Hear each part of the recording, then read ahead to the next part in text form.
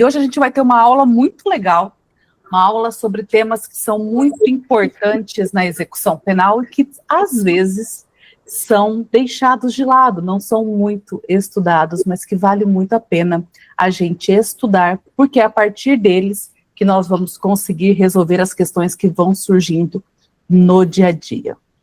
Então, hoje, nós vamos estudar alguns conhecimentos que são básicos para atuar na execução penal. E talvez, para alguns de vocês, isso já seja conhecido, já seja do seu dia a dia. Mas para aqueles que estão começando agora a atuação na execução penal, isso com certeza é muito importante e vai fazer uma grande diferença no seu dia a dia. De qualquer forma, mesmo para quem já tem um pouco mais de experiência, esses conhecimentos também são essenciais, porque qualquer desvio que você tem deles, você vai causar prejuízo para o seu cliente, para o sentenciado. Então, nós vamos começar estudando a competência do juiz, do diretor do presídio e do juiz corregedor dos presídios, especialmente para quem atua na área federal. Há uma grande discussão sobre as competências do juiz corregedor do presídio na área federal e nós vamos abordá-la hoje. A gente vai estudar a preclusão das decisões da execução penal e os efeitos destas decisões.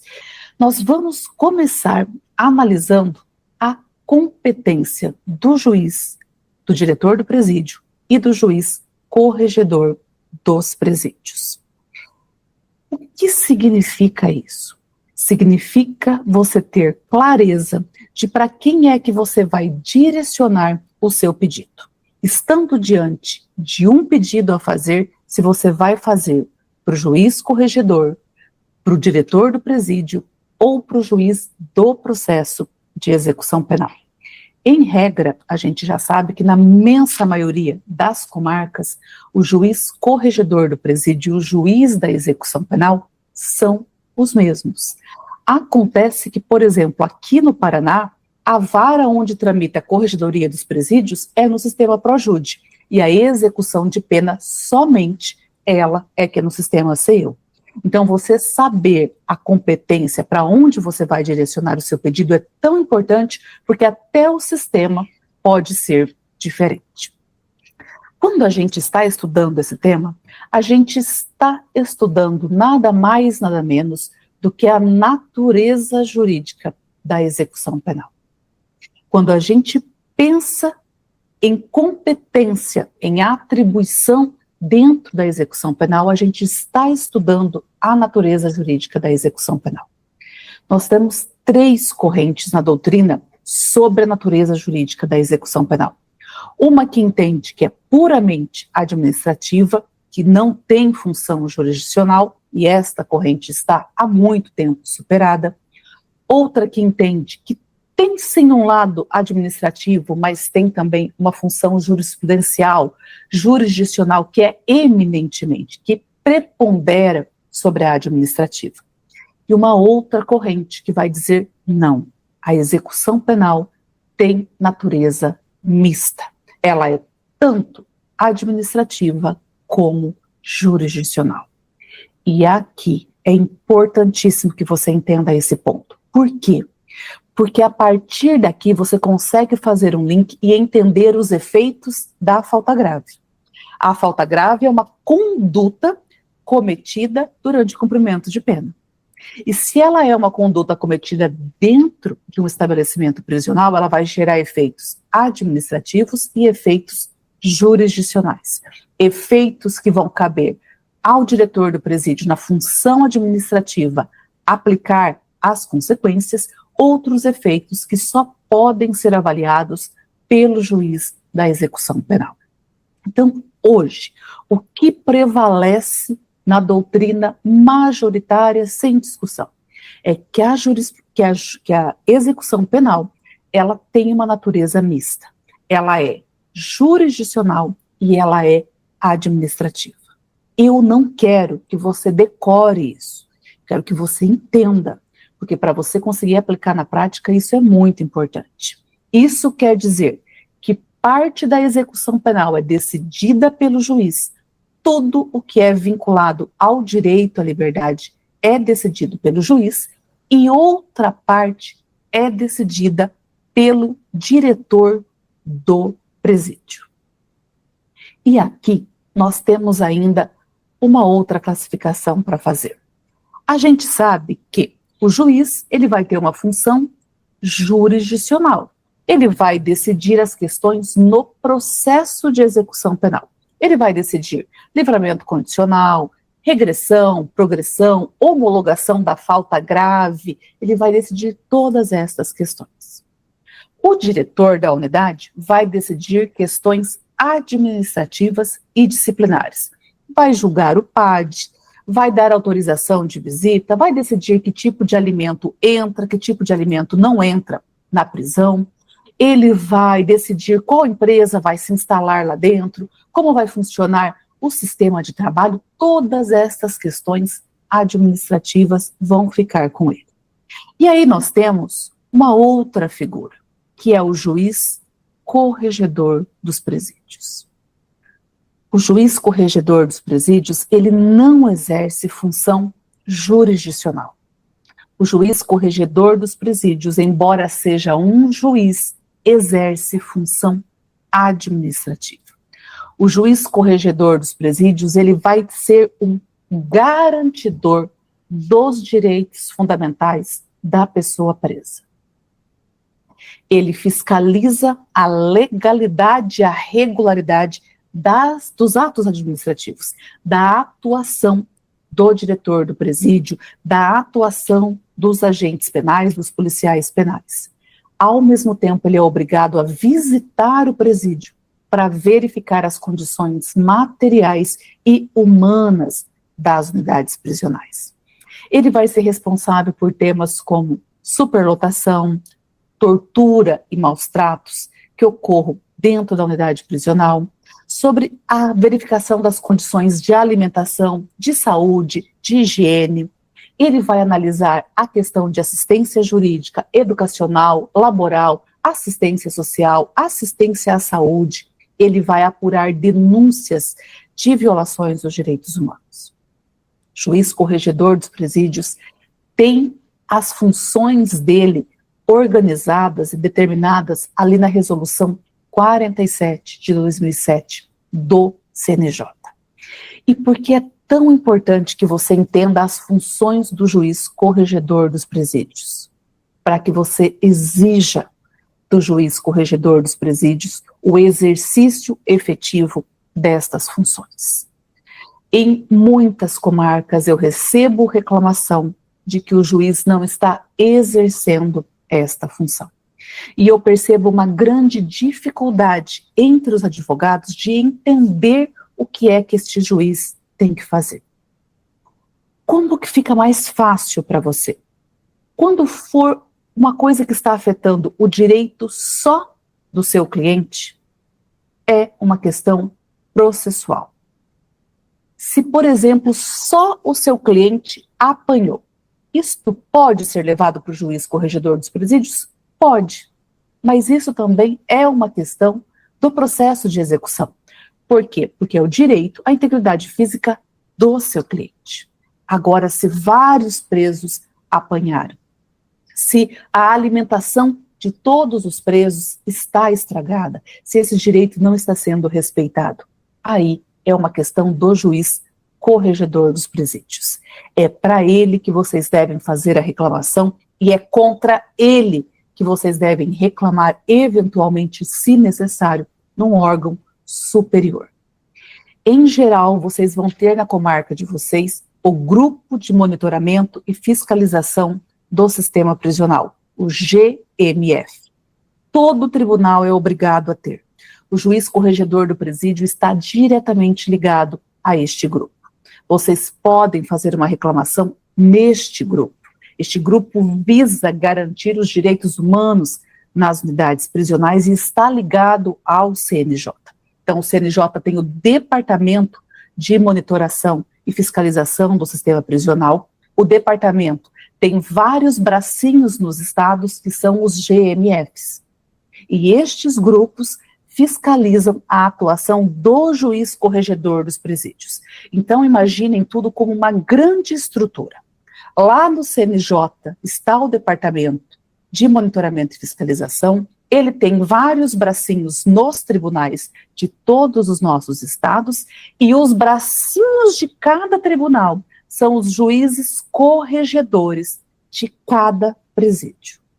Então, se vocês enfrentarem problemas na comarca de vocês para garantir os direitos das pessoas privadas de liberdade com o juiz corregedor, vocês podem recorrer de forma administrativa ao GMF do tribunal de vocês. E isto é importante, porque vocês podem estar diante de uma situação que precisam garantir o direito não só do seu cliente, mas também de vários clientes. Imagina que você pegue uma causa para defender vários presos ao mesmo tempo. Então vai ser para ele que vocês vão recorrer. E aí a gente entra num ponto muito interessante, que é a transferência de preço. Imagina que o seu cliente fugiu e foi recapturado. E aí? Para quem é que você vai pedir? Quando a gente está diante de uma recaptura de um preso em uma outra comarca, que não a comarca do processo de execução penal, naquela comarca onde não está o processo de execução penal, é o juiz corregedor dos presídios que é responsável por aquele preso. Na comarca do processo de execução penal, tem o juiz da execução penal. Eu quis trazer esse modelo, esse exemplo, porque aqui vocês vão ver claramente o juiz da execução penal e o juiz corregedor dos presídios separados. Nesta situação, que o teu cliente fugiu de São Paulo e foi recapturado no Paraná, e o processo de execução penal dele está em São Paulo, lá é o juiz da execução penal. Aqui no Paraná, onde ele está preso, é o juiz corregedor dos presídios. Para quem é que você vai pedir a transferência do preso? Então, você quer voltar ele para São Paulo, você não quer deixar ele no Paraná, você quer voltar ele para São Paulo. A responsabilidade é do juiz da execução penal. É aquela historinha, quem pariu Mateus Quimbale. Por quê? Porque a execução penal é dele. Então é lá para o juiz da execução penal, quem emanou a ordem de prisão, ele é responsável por fazer a transferência de volta para a comarca. Por quê? Entenda a lógica. Porque esta pessoa só está presa por ordem dele. Então ele fugiu, o juiz emitiu um mandado de prisão, este juiz que emitiu o mandado de prisão é responsável pela transferência. E eu trouxe aqui para vocês uma jurisprudência do STJ, recente, de 2023, exatamente neste sentido, em que ele determina que a obrigação é do juiz da vara de execução criminal de Presidente Prudente. E ele deixa bem claro isso, aqui embaixo, ó. Trata-se de uma questão a ser apreciada e decidida no desempenho da função jurisdicional, e não no âmbito meramente administrativo. É de onde decorreu a ordem. Se a ordem de prisão decorreu do juiz da execução, é ele que tem que cuidar da transferência do preso, do recambiamento de volta para a unidade de onde ele fugiu. Agora é diferente, é mais complexo. Se você pensar, opa, ele foi preso no Paraná e lá na comarca onde ele está é melhor. Eu quero deixar ele lá, ou ele constituiu família, eu quero deixar ele lá. O que você tem? Você tem na comarca onde ele está um juiz corregedor dos presídios. Este juiz não tem competência sobre o processo de execução do seu cliente. E um juiz não toma a competência do outro juiz. O juiz que é competente tem que declinar. Então, neste caso, que você quer que ele fique onde ele está, onde só existe a competência como corregedor dos presídios, você tem que pedir para o juiz do processo de execução declinar a competência, para que este juízo do local onde ele está tenha todas as competências da execução e também a competência de corregedor dos presídios. Problema: este juiz não pode mandar para cá se este aqui não aceitar. Porque aí a gente entra na questão de vaga do sistema prisional. Então, quando o teu cliente foge, é capturado em outro lugar, recapturado, e você quer que ele fique, você vai precisar da manifestação dos dois. Do corregedor aceitando, porque é a vaga daquele sistema prisional, e do juiz da execução declinando da competência. Vamos imaginar que o juiz corregedor dos presídios, onde seu cliente foi recapturado, fala: eu aceito, eu vi que ele tem família aqui, como já aconteceu muitas vezes aqui em Cascavel, justamente com Presidente Prudente. Eu aceito ele aqui. Realmente ele comprovou que tem família, eu aceito. E o juiz da execução penal de São Paulo fala: eu não declino. E aí, como fica? Não há um conflito de decisões. Esta decisão do juiz de Cascavel, que falou eu aceito ele aqui, é administrativa. Essa decisão de São Paulo é jurisdicional. Ele vai ser obrigado a voltar para lá. E se você tiver que recorrer, você vai recorrer desta decisão do juízo da execução penal. Porque ele tem a competência e você só consegue manter o seu cliente em outro lugar se ele declinar da competência. Então, quando a gente pensa na natureza jurídica da execução penal e ouve que ela é mista, a gente tem que ter muito claro que a gente vai ter mais de um ator decidindo sobre os direitos do sentenciado e a gente tem que saber para quem recorrer. O juiz da execução penal vai cuidar do processo de execução penal. Se o diretor do presídio cometer uma ilegalidade, um ato de ilegalidade, você pode reclamar para o juiz da execução penal se for contra o seu cliente só. Se for um ato de ilegalidade que abrange a coletividade ou mais de um preso, você vai precisar reclamar para o juiz corregedor dos presídios. Está bem? Vamos seguindo, e eu trouxe uma outra situação também aqui do STJ, e depois eu vou deixar esse material lá na aula para que vocês também possam acompanhar, inclusive as jurisprudências. Bem claro aqui, olha, decisão do STJ, Administração de Penitenciária Federal. A questão discutida era coisas que podem ingressar na penitenciária. E aí o STJ deixa claro: a regulamentação do material que vai entrar no interior da penitenciária, você vai reclamar para o juiz corregedor da penitenciária federal. Aqui era uma reclamação contra um ato do diretor do presídio. Tá? O juiz não está passando por cima de um ato do diretor do presídio. O diretor não deixou entrar tal material. O advogado recorreu. E o STJ diz: tem que recorrer para o juiz corregedor dos presídios. É dele a competência para admitir.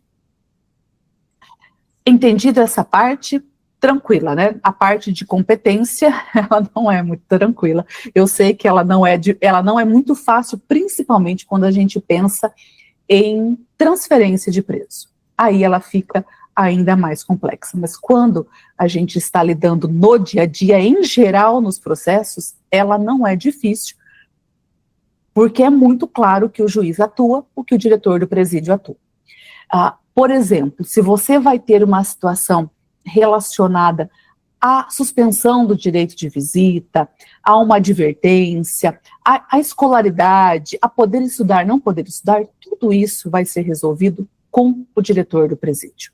Um outro exemplo, e um exemplo que vocês têm que ter claro na mente: aconteceu a morte de um parente do seu cliente e ele precisa ir hoje no velório, porque o velório é hoje, depois já não adianta mais. Este pedido é atribuição do diretor do presídio, não é do juiz criminal. Então façam para o diretor. Se ele negar, aí sim o juiz da execução penal vai analisar a legalidade daquele caso. E por que não é o juiz corregedor? Porque não envolve todos os presos, envolve o direito específico de um indivíduo, apenas de um sentenciado no processo de execução penal dele.